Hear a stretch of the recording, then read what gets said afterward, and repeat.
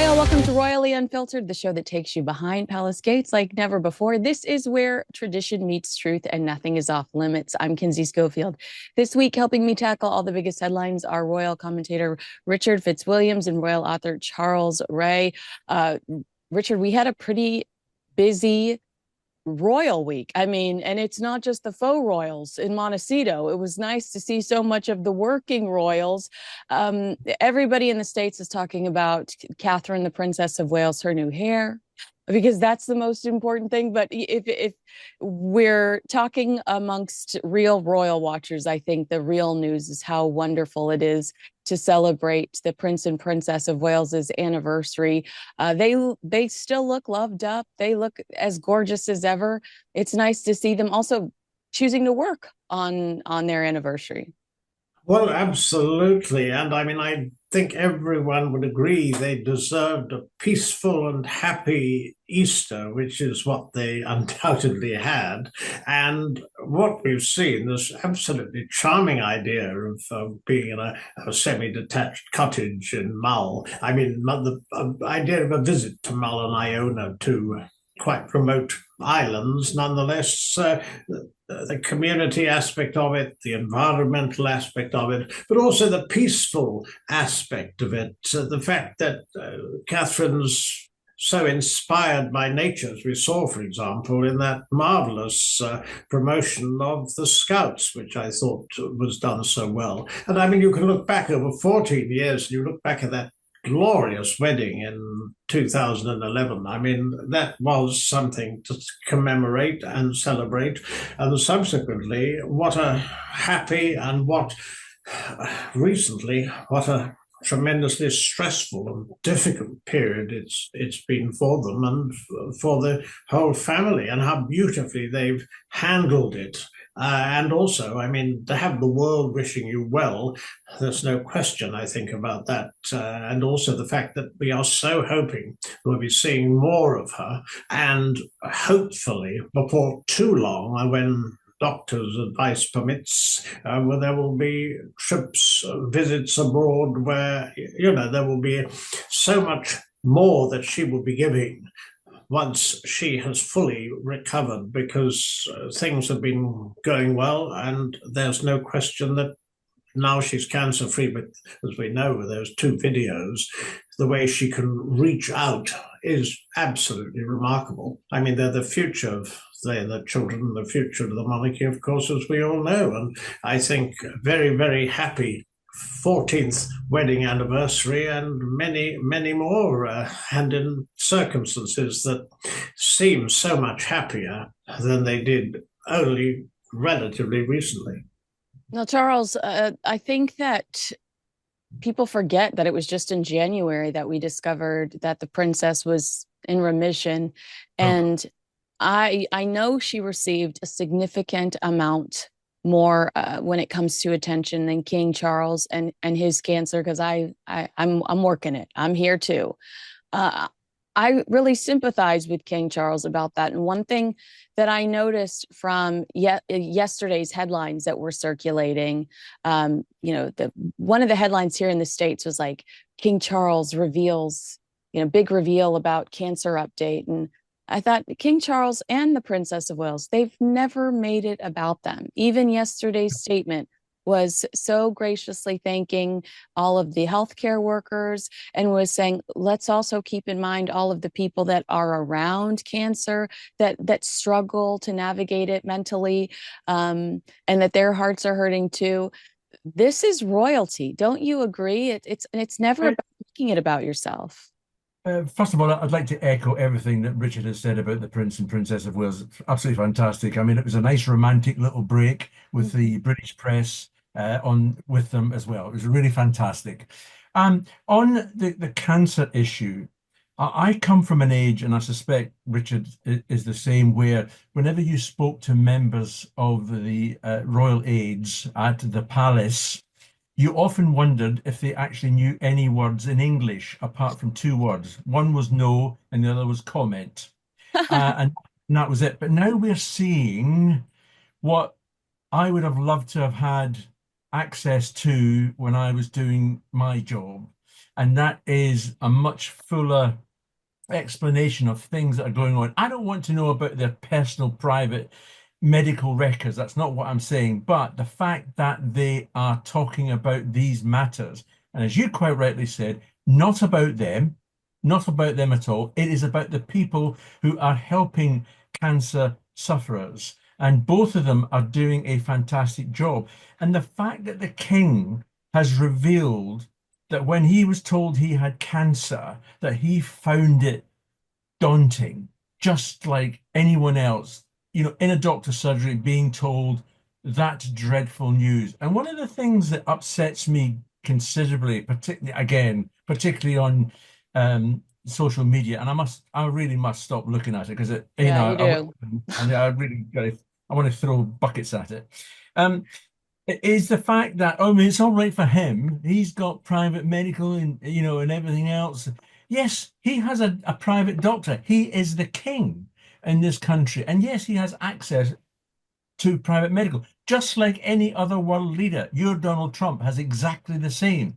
But it doesn't stop the king telling people that they need to battle away against this cancer and use the resources that are there. Hence the reason why he had this event the other night with other, you know, with members of various cancer charities.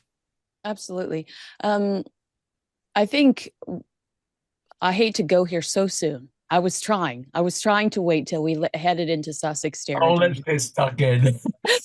But I think that what bothers me so much about Meghan's podcast is that she keeps, she keeps revealing these medical issues she had or these ailments with no purpose other than attention. And so it's such a stark contrast to when you watch, I guess Meghan's trying to relate to other people listening to her podcast, but there's not a list on the website of all of the resources you can call or reach out to if you are suffering from something similar. Or it's just such a stark contrast. It seems like Meghan reveals these things for attention and for sympathy. And we saw both King Charles and Catherine, the Princess of Wales, dismiss that. We don't want attention. Catherine, the Princess of Wales, was specifically like, I'm trying to protect my children. I apologize that I have not been more open with you, but my children had no clue. And it really gives me, Richard, you're a publicist. You've worked with celebrities before. To me, it's that divide between royalty and celebrity. And I think that's why Meghan should be categorized in the celebrity category. I think, yes, I think that this is one of the aspects of Catherine that, that it really is remarkable, because if you think of that first video message, and, I was moved to tears, I have to say, because it was so deeply touching, but also so very, very distressing and disturbing. And subsequently, of course, in September, there was the video message, which was, well, very intimate for members of the royal family, no question about that, but where the cancer-free was what we heard, and now you're right, in remission and also gradually taking up royal engagements, more and more of them. There's no question the way that she's handled it and the way that King Charles has handled it has been thinking also of those that they can help, those who will feel somewhat lonely and often frightened, which was the word the king used when he heard that the diagnosis. And I mean, it's very close to me as far as I'm concerned, because my mother had ovarian cancer and sadly did not survive. And you can, one of the things about being royal, I think, is that you can, if you're handling it in this sort of way, you can get a message across to pretty well got a worldwide audience and many people there. It was frightening, the numbers of people who are diagnosed each year. There's no doubt at all that it puts aspects of celebrity life into the shade, I feel. But there's no doubt at all that I think they're amazingly successful in doing it. And yes, as Charles was saying, I mean, it's a different era now. Obviously, Queen Elizabeth, Prince Philip, I think they came from the 1940s and 50s, that period. I mean, even recently or relatively recently, you wouldn't have had anything like this. And I think it's a new way of communicating, and I think it's at a totally different level. But you do know that, of course, that I think the king likes this idea of this fits in with being a convener king. He does these meetings, these gatherings at the palace on the environment, on interreligious understanding. And I think it's a wonderful idea, but it was a really moving speech. And reading that, you could see how personal it was to him. I loved it too. I thought it was beautiful. Charles, do you have any advice for Meghan Markle when it comes to how to be more royal? Yeah, give up. Give it up, but Just throw in give the up. hat. I mean, there's no point for her to continue anymore. I mean, this latest podcast of hers is ridiculous. I mean, it's just crazy. The whole thing is just absolutely crazy. I mean, we're going to get to a stage where Netflix is going to wake up one day and say, enough is enough. We've paid you an awful lot of money, and all we've got is a pot of jam and a couple of documentaries. I mean, the polo documentary. I mean, who does a polo documentary when it's such a, a detail, a sport that nobody really watches? I was forced to go and watch it because that's where the royals were, Yeah. and the highlight of the day is where the polo horses have charged along, they've hit the ground with sticks and everything else, and various people holding glasses of champagne at halftime go out and walk and put all the divots back. Yeah. Divots of the grass that comes up. And you just think, this is crazy. And he does a series on polo that has no interest whatsoever. Not only does he do the series, he doesn't even promote the thing. Mm-hmm. It's just not going to work. Well, So yeah. I think, Wait, Charles, sorry. I just want to interrupt you for a second to note that we did hear there was widespread dismay at the streaming giant when the couple failed to do any high-profile promotion Yeah. for Prince Harry's five-part documentary Polo, which critics deemed boring. And also, Charles, he jeopardized his relationship with Senabale to execute this polo show. They had to change venues. It caused temporary chaos so that he could get this thing off the up and running. And it's one of the things Dr. Sophie Shandaka points to as one of the reasons why things were falling apart. Yeah, and the fallout, I think there's another trustee or some other Yes. person associated with Centre Bally has just quit, has just resigned. I mean, it's falling like 10-pin bowling, they're just falling apart, the whole thing. And I don't see any way back to getting it back on course again. And you can't just blame Meghan. Harry's got to take his responsibility as well for the failure of things. I mean, he's supposed to be a royal prince. He's supposed to know what's going on. Well, and he has the resume that Meghan doesn't when it comes to royal life. So he should have said, no, we're supposed to do this versus just allowing, according to reports, her to run the show. But you bring up Netflix, and that's a great segue. Thank you so much for doing that. The headline from the Daily Mail is Netflix's savage Meghan restaurant snub. Insiders say Duchess is being completely ignored by execs, and patience is wearing thin. Now, since Meghan's show was not the success that Netflix was hoping it would be, bosses there have been silent on their ongoing partnership. So we haven't really seen Netflix do a victory lap over as ever products selling out within 30 minutes, which is something you would typically see them do. Despite being one of Netflix's most talked about employees, Meghan Markle's loose fruit spread didn't make the cut for the streamer's official restaurant. This is called Netflix Bites, and it serves food inspired by the streaming giant's shows. One chef there actually told the Daily Mail that there is no as ever products. So that is confirmed. It's not just a catty story.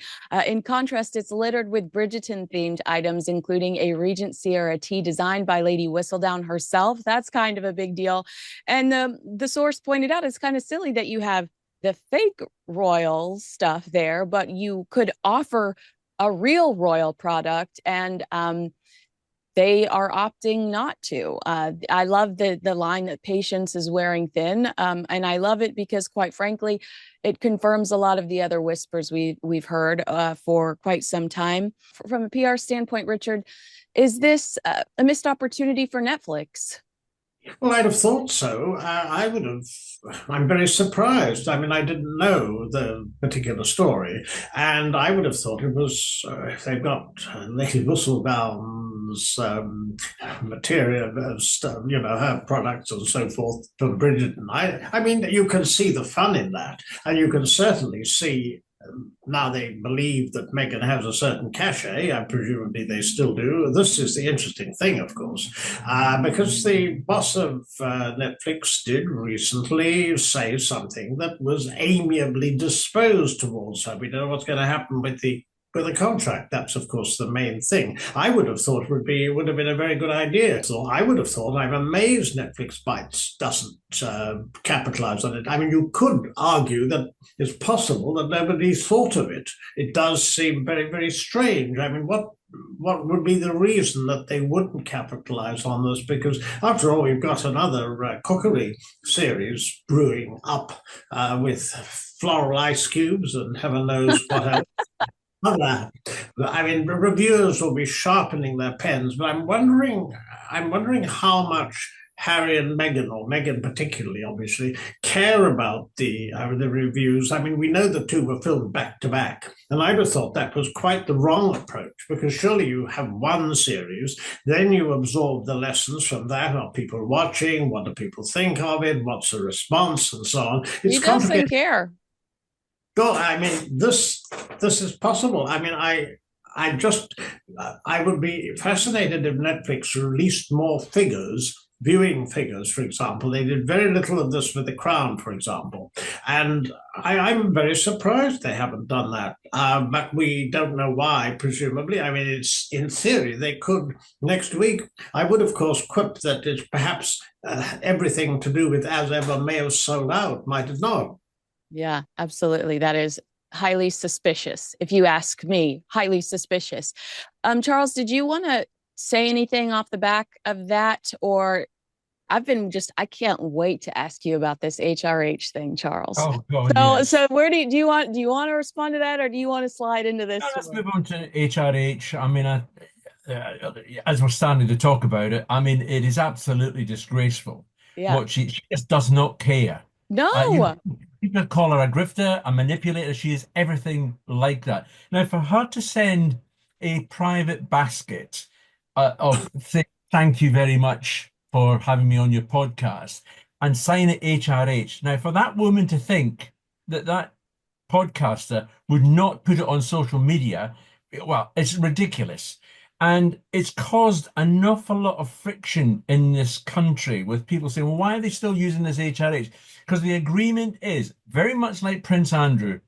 You're no longer a working royal. You're no longer HRH. Yes, they're HRHs and everything else, but the titles are only to be used for those who work for the royal family and doing things, not selling jam. You don't get an HRH for selling jam or doing all these sort of Netflix things.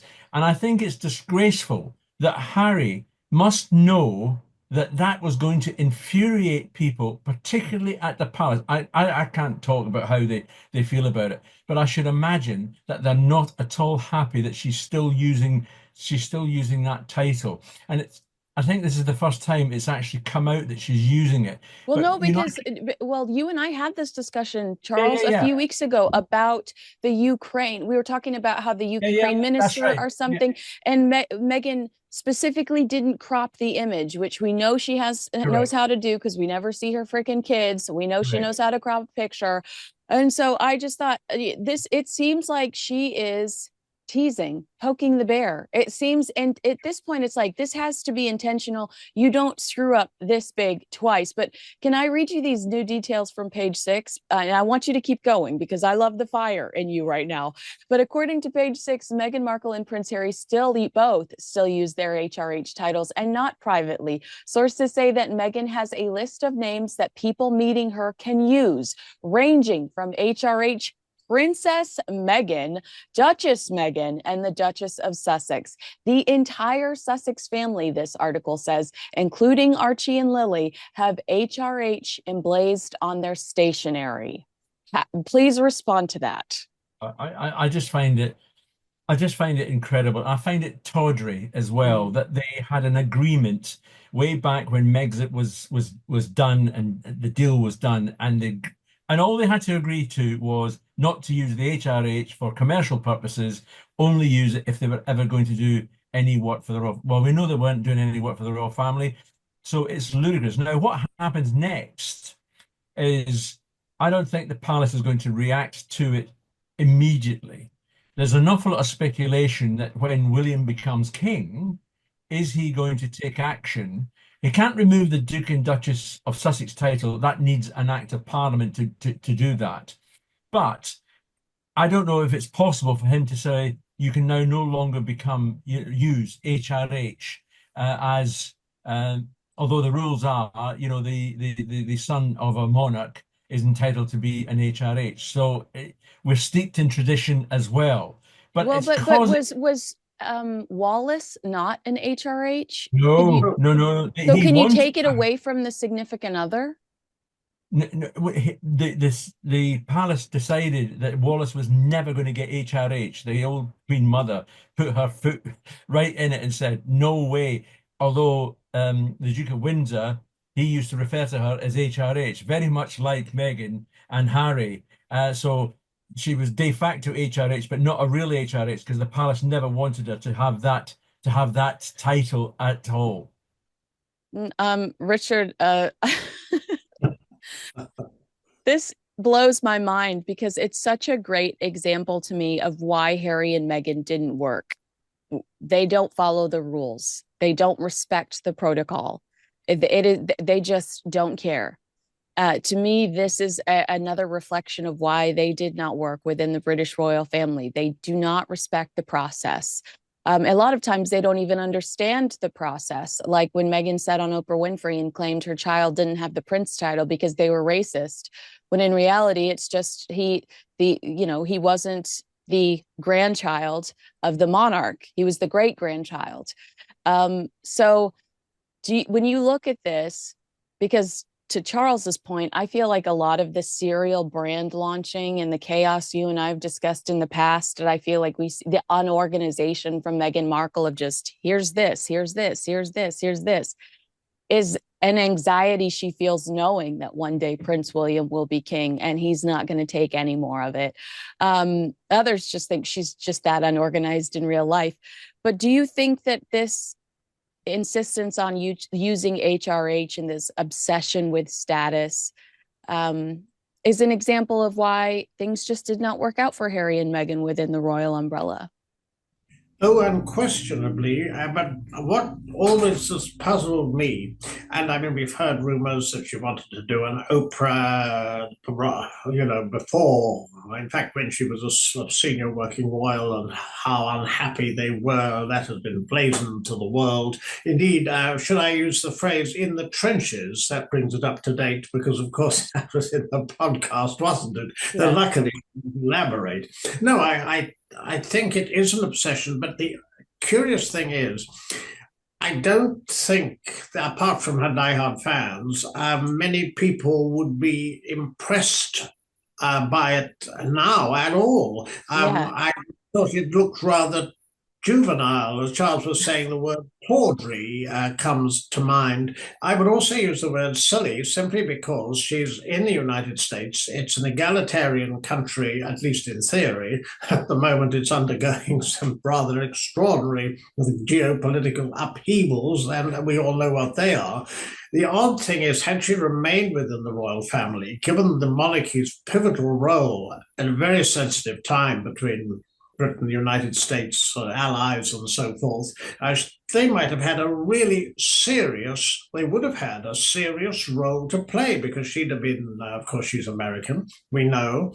The fact that she's no admirer of Trump is not the point. The point, I think, is that they could have, with the Commonwealth as well, particularly, which is what Queen Elizabeth intended, have had really serious roles at a time when the monarchy really does count. And look at the importance of William and his diplomatic skills. We saw that with Trump and Notre Dame when that was reopened. And also, of course, he went to Estonia and so on. These are just examples. I think that her obsession with this sort of thing, especially bearing in mind what you say about the lie on Oprah about the title and the fact that Archie didn't have it was because of his race, it was completely ridiculous, and it was extraordinary that Oprah let it go and didn't question it.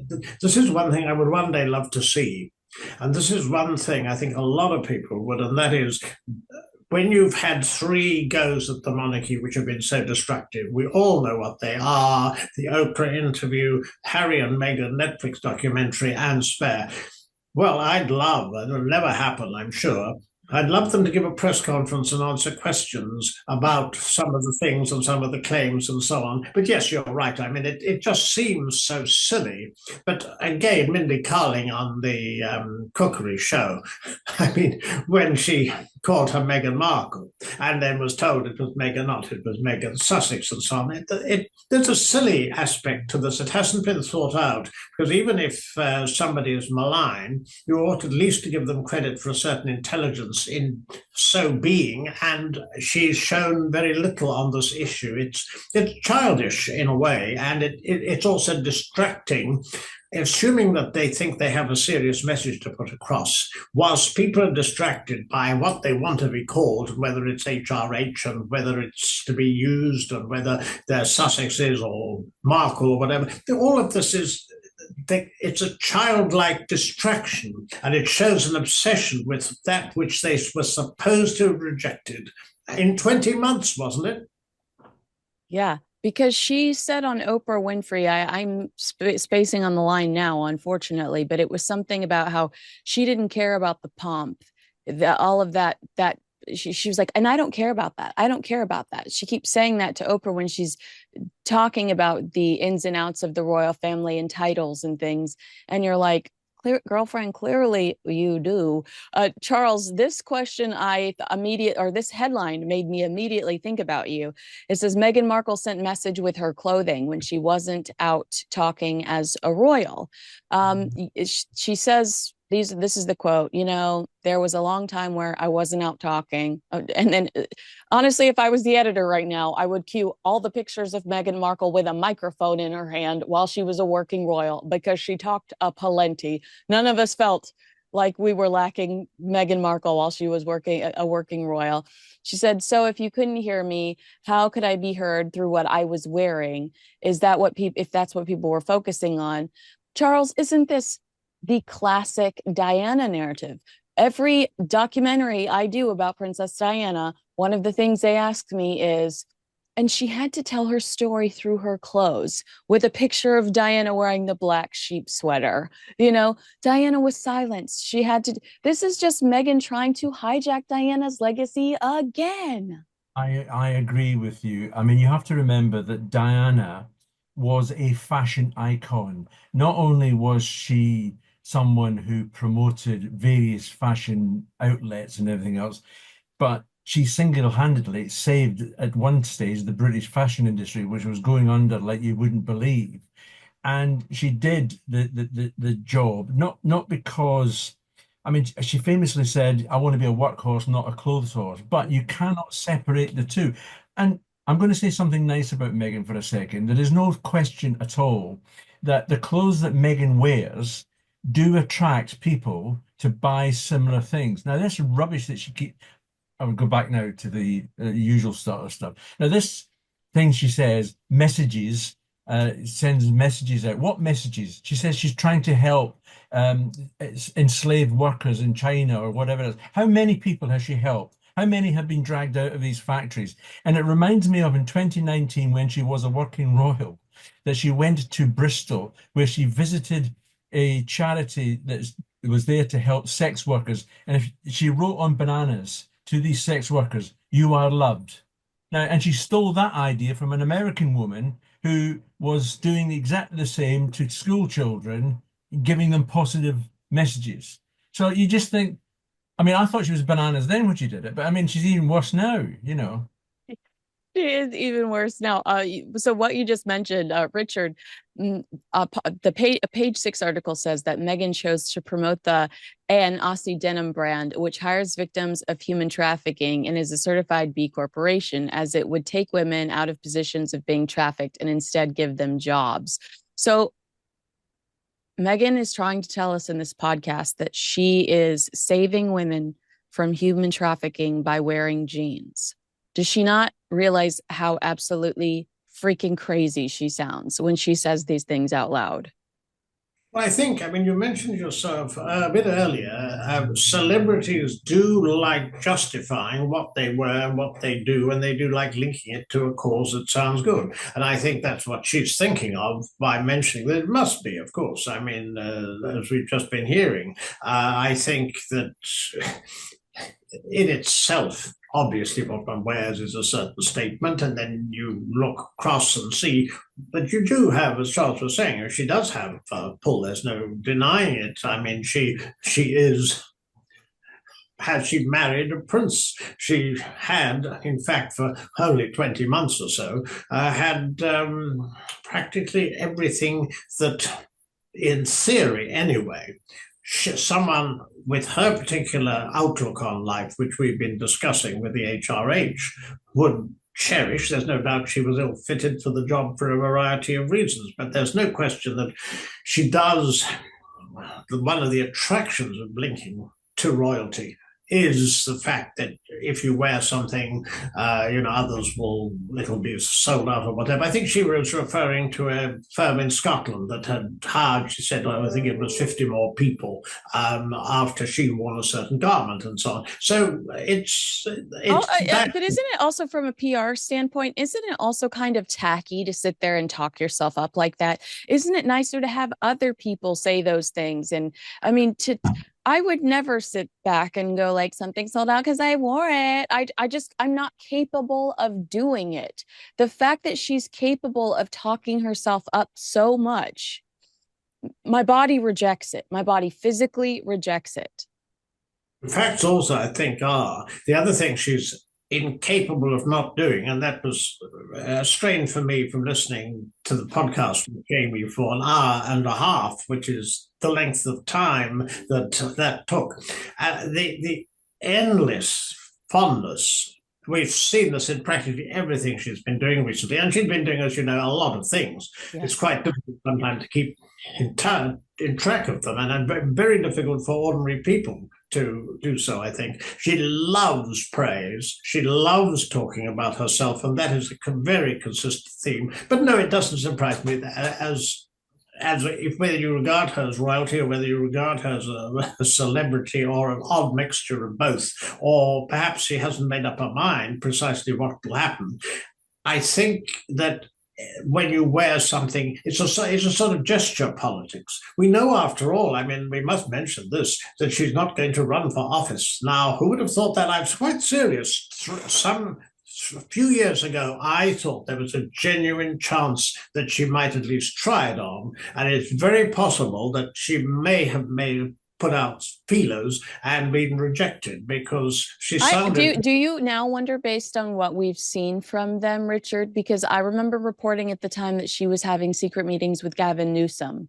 I'm wondering if, now that we know what we know, if it's more clear to us that they just like having friends in high places, because then Prince Harry writes the NYPD angry that they won't acknowledge that there was a car chase and threatens the NYPD with his relationship with Gavin Newsom, saying, do I need Gavin Newsom, the governor of California, to intervene here? Because he's trying to get the NYPD to help his case in the UK, that he was chased in a car by paparazzi that night. So now that we kind of have distanced ourselves a little bit from that, do you think that maybe a lot of Meghan's networking in the political space was because they like having friends in high places? A lot of times I'm like, is she after celebrity, or is it power and money she wants? I really feel like it's power and money, but I don't think she has a thick enough skin to pursue politics. I think, firstly, she would love to be considered an A-lister, even if, for example, one disliked her. With certain actors, say, or certain individuals, certain people in public life, whether or whatever you think of them, certain people have a certain cachet or have a certain amount of power, and, one has to acknowledge that. Nicole Kidman, Nicole Kidman, A-lister. Well, no one would quibble with that. Whereas, as far as she's concerned, firstly, I think she has certain celebrity or top celebrity friends. Serena Williams is one example. There's Oprah in the background there, who occasionally pops up in a friendly way. But I don't think, if they had relations with the Beckhams, if they had relations with the Obamas, that is what they would, I think, very much treasure. Regarding her political ambitions and what she'd really like, and whether it's power or whether it's a form of high celebrity, or whether or money must come into it, of course. But that brings up the Netflix contract, and I'm obviously fascinated to know what's going to happen in the coming months with that. I think she'd like a mixture of all of them, but precisely what, it's very scatterbrained. It's scatterbrained in some ways. There's also the bullying aspect of it, which keeps coming up and which has genuinely harmed her, because that is very serious. We can say what we like about aspects of fiddling around with titles and so on, which appear so juvenile and farcical. But being a bully, I mean, the emails, for example, that were sent, that were made public just before Oprah, so that she'd driven out 2 members of the royal household. She strongly denies it, of course, and then a third might badly affected, and then the Hollywood Reporter came up with more recently, and then, of course, Vanity Fair, which had raved about her in 2017, where she was enraged, apparently, or so the rumor goes, because it didn't concentrate on her and concentrated on someone called Prince Harry. Well, I'd rather talk about him too. Unfortunately, he's pretty boring these days. Charles, one person who apparently hasn't been bullied over the last 5 years is Meghan Markle's nanny. We discovered through these podcasts that the hardest working woman, who has told us over the last few weeks how physically exhausted she is because she's juggling all the things, including being a friend, a wife, and a mother, actually has a nanny helping her hold down the fort, or the 16-bathroom mansion, I should say. Isn't it kind of silly now, after hearing Meghan just relentlessly remind us what a hardworking woman she is? Isn't it so funny to now discover the presence of a nanny inside of her home, helping her stay clean, organized, and wrangle the babies? I couldn't believe it. Like Richard, I sat through that bloody podcast as well, and okay, the stuff that she's talking about, yeah, oh, it's Meghan, it's all right. But when she came out with a nanny line, for 5 years she's had a nanny, you just think, hang on a minute, you've been painting yourself as this hardworking woman who hasn't got a minute to sit down with a cup of coffee, and you've actually got someone who's actually taking the kids to school, probably preparing their breakfast, while you're lying in bed wondering whether you're going to have a yoga session.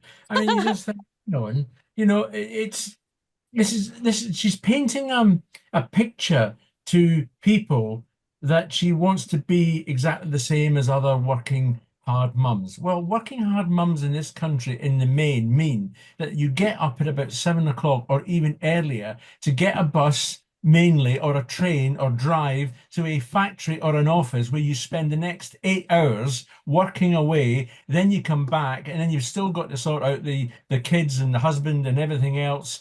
And I know some husbands help out and everything else, but that's it. That's exhaustion, not what Meghan's got. That's exhaustion. Also, don't you wonder, Charles? So you've had a nanny for 5 years, and it's taken you 5 years to get everything up and running and off the ground. To me, that's kind of unacceptable, because they were stuck in their homes during the plague, just like the rest of us. Yeah. They had plenty of time to brainstorm and contact people that could help them create opportunities for themselves. They had plenty of time to create Netflix ideas. And since over the last few weeks, we've actually discovered, thanks to Meghan's Time 100 Summit, that With Love Meghan wasn't her idea. Netflix presented that idea to her. That wasn't her idea. The Archetypes podcast was not her idea. Somebody at Spotify came up with that idea. What the hell do you do other than make pretty postcards with HRH on them? What is it that you're physically doing? And this is why we go back to, as we started this conversation with Netflix, they're going to wake up one day and someone's going to say, excuse me, can actually someone tell me what these people do for this huge amount, this vast amount of money that we are giving them? And what are we getting back from it? And I think Richard's point earlier on about viewing figures. It would be fantastic to see these viewing. Okay, I understand the Netflix 6-part documentary where they were critical of the royal family and everything else. Yeah, big audience, big audience. But Polo, what audience did that get? How much audience is her cooking show getting? And there's even suggestions that she's not even doing. I mean, I don't watch cooking shows anyway, so I mean, what do I know about cooking? Is you stick in a jar itself. But I just wonder how much of that cooking she is actually doing herself. Because as I understand it, the very little bits of cooking shows that I've seen, which is limited, that there's an awful lot of preparation that goes in. Oh, well, we know she's not doing that, Charles. We know she's not doing that. Exactly. She's not doing any of that, and it's being done for her. So she's the front lady. She's a sort of, in effect, a presenter. And as I say, I just think one day Netflix bosses are going to say, hang on a second, I think it's about time we actually pull the plug. Now, if that plug gets pulled on Netflix and everything else, they are in serious trouble. Richard, when you talk about listening to this 1.5 hour long podcast, they make a point to talk about how they're not wearing makeup, as if this is so brave. But in this same conversation you and I've had, you reminded me of that beautiful and raw video of the Princess of Wales talking about her cancer. She's not wearing makeup. Does Meghan have an original thought? Does she? It just feels like, to hear those two women discussing not wearing makeup, it was a clear PR exercise. We're being so raw and open for you right now. But then they just sit there and talk about really irrelevant. I took away nothing from that podcast, if I'm being honest with you. Nothing that I care to store up here for any length of time. But yeah, and then also something else you said. You said they were juvenile, and then you talked about some of the bullying allegations. I believe, who was it? Who was the Queen's assistant? Was it Samantha Cohen that said it was like working with two teenagers? She certainly wasn't very flattering, Samantha Cohen, and it was Jason Knauf was, of course, the aide who's now been promoted to, as far as William's concerned, in a very fortunate coincidence to run the Earthshot Prize. That has been very clearly seen. And I mean, he was in on 60 Minutes, as you saw, in Australia, and was asked, did he have any regrets? And that obviously included his work when the royal household and for the Sussex. And of course, we owe Jason Knauf, if we owe to him, the fact that, I mean, I would never have guessed that the Sussexes participated in Finding Freedom, that wonderful book co-edited, you may recall, by the infamous Omid Scobie. I hate even mentioning the character's name here, so absolutely pathetic. It's clear at the back of the book that they participated in it, and Meghan had to apologize, you will recall, in the court case. It was the Mail on Sunday articles linked to the letter. Oh, by the way, I want to tell you, I talked to Tom Quinn, who, Charles, you might have worked with. Did you ever work with Tom Quinn at the Sun? Well, I talked to Tom Quinn, and he's a royal author, and he said that he received a legal letter from Harry and Meghan. He wrote "Yes, Ma'am," the life of royal servants, and he's written a couple of other books.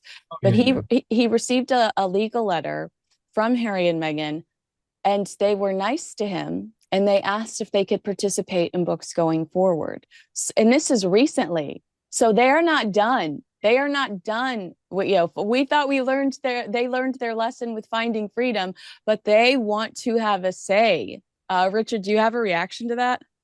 I do certainly, to quote the podcast where I was still awake by the towards its end, and as you know, Meghan was asked would she write a book, and well, this is actually slightly worrying. This is why I rather hope that they don't lose their contract with, or some contract of their contract with Netflix, because if you got the Sussexes with their back against it, I think you could get that, which is very nasty. Remember, Harry had only recently been talked about the way the royal family were deliberately denying him security and his family security in the hope that he and Meghan would remain within the, with senior working royals. That to me is nonsensical, but yeah, nobody wants you there. But okay, sorry, buddy. That is what he claimed. The problem, I think, is that if they were, I don't think they're going to lose the contract or some of it, but if they did, we might all be regretting it, because we've all been admitting in the last period of when we've been talking that when, for example, they have Harry and Meghan, or when they have on Netflix a six-parter, or when they had Spare, and indeed, of course, Oprah, all of these were watched. I mean, there's a tremendous amount of damage, as we all know, to the royal family. I don't want that again. And there was a 3-book deal, I understood, with Random House, and Spare was just one. And we also know that 400 pages were cut out of it. We were told this, and it's perfectly obvious why such a thing would be revealed, and that Harry was perfectly clear. I saw it as a clear threat. The fact that with so much ill health in the royal family now, they've obviously had to back off, doesn't mean that in the future, in circumstances it's hard to foretell, they might do the reverse. And that might still be very nasty, because one remembers the young people between the 18 and 24 age group are not enamored of the monarchy, but they do like Harry and Meghan. But I think that that's shifted after Meghan's reality show with Love Meghan, because I am seeing young people critical of her on TikTok and making it like she's the butt of a joke on TikTok.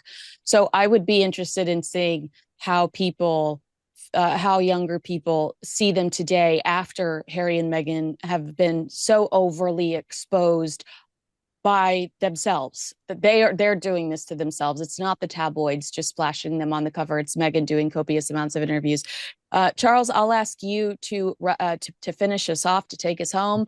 That Richard just made a terrifying but wonderful point that they might get desperate after Netflix, and Meghan could release a book.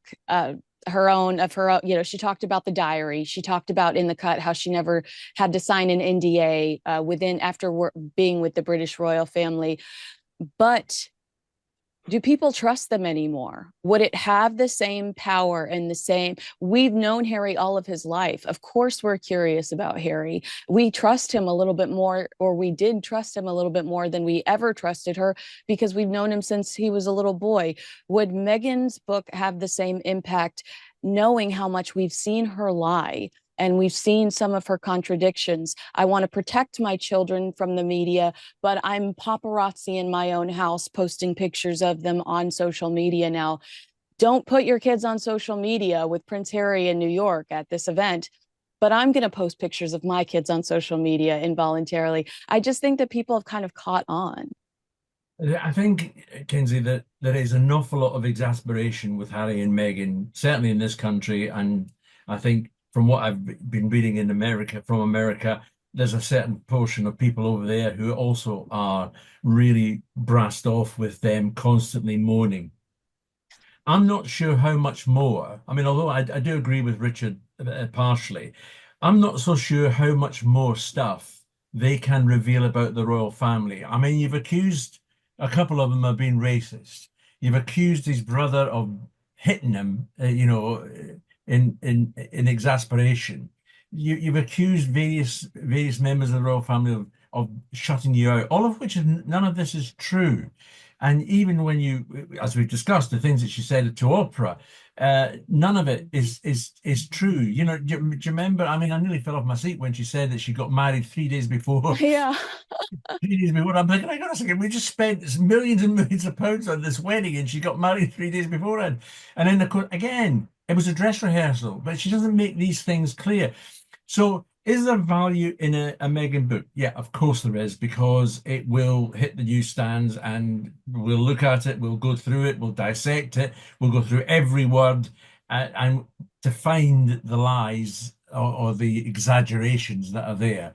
I'm not so pro them carrying on with their Netflix deal. I mean, I'm quite happy for them to lose it, to be perfectly honest. But I agree with Richard. There is the danger. There is the danger that you're unleashing much more vitriol again. But for the likes of us, that's our bread and butter. Yeah. So we win.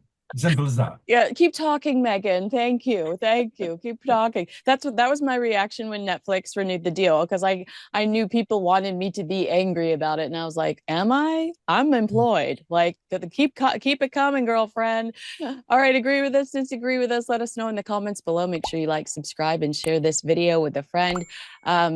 Richard Fitzwilliams, you are my heart, my soul. Thank you so much for being here today. And Charles Rae, I love picking your brain. It's a beautiful brain. So thank you so much for being here. And I hope I talk to the both of you again very, very soon.